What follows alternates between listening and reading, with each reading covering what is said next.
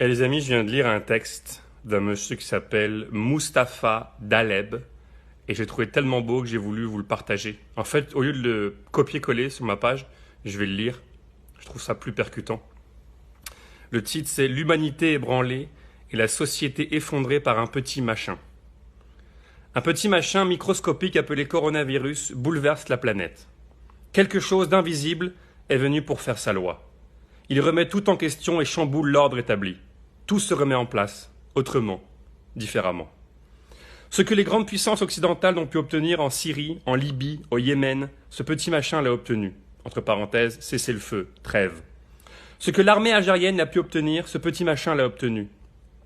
Ce que les opposants politiques n'ont pu obtenir, ce petit machin l'a obtenu. Entre parenthèses, report des échéances électorales. Ce que les entreprises n'ont pu obtenir, ce petit machin l'a obtenu. Remise d'impôts, exonération, crédit à taux zéro, fonds d'investissement, baisse des cours des matières premières stratégiques.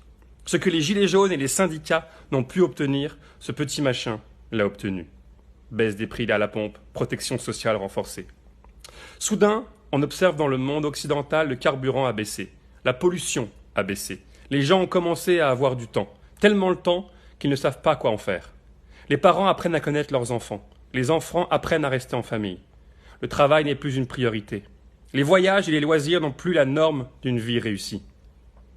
Soudain, en silence, nous nous retournons en nous-mêmes et comprenons la valeur des mots solidarité et vulnérabilité.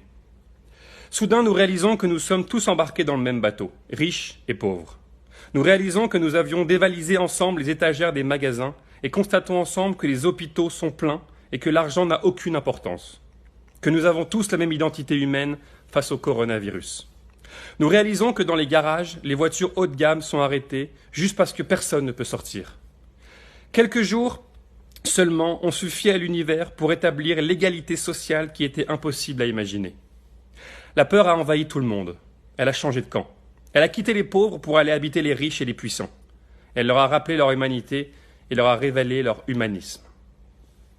Puisse cela servir à réaliser la vulnérabilité des êtres humains qui cherchent à aller habiter sur la planète Mars et qui se croient forts pour cloner des êtres humains pour espérer vivre éternellement. Puisse cela servir à réaliser la limite de l'intelligence humaine face à la force du ciel.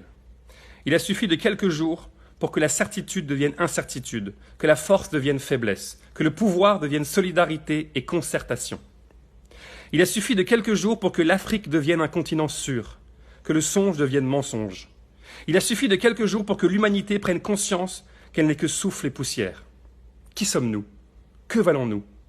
Que pouvons-nous face à ce coronavirus ? Rendons-nous à l'évidence en attendant la providence. Interrogeons notre humanité dans cette mondialité à l'épreuve du coronavirus. Restons chez nous et méditons sur cette pandémie. Aimons-nous vivants.